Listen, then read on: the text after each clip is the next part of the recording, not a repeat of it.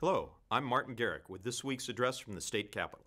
With less than 5 days until the end of the fiscal year and California in a downward financial spiral, you would think the legislature's sole focus would be the state budget.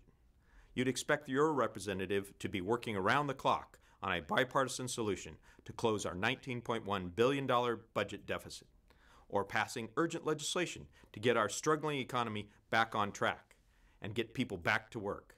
Unfortunately, you would be wrong.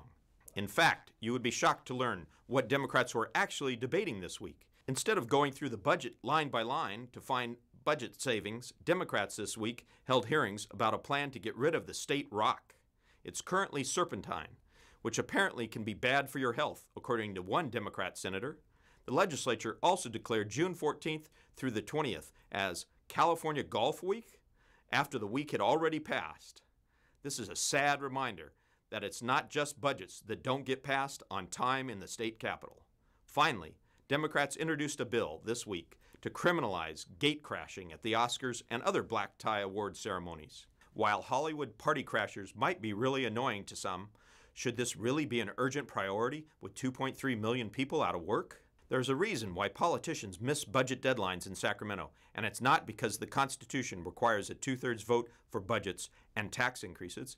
It's because Democrats refuse to get serious about cutting wasteful spending and reforming state government.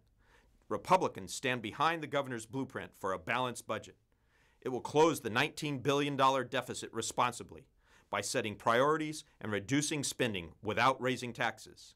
Meanwhile, Assembly and Senate Democrat leaders continue to fight with each other. They can't agree on costly schemes to tax and spend, but they seem determined to borrow from your children's future to protect government jobs. The people have already spoken. They want a budget that lives within its means. They want measures that help the private sector create jobs.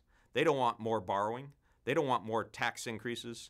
And they don't want their elected representatives wasting time on trivial and symbolic acts in the face of a serious fiscal crisis. This is Martin Garrick. Thank you for listening.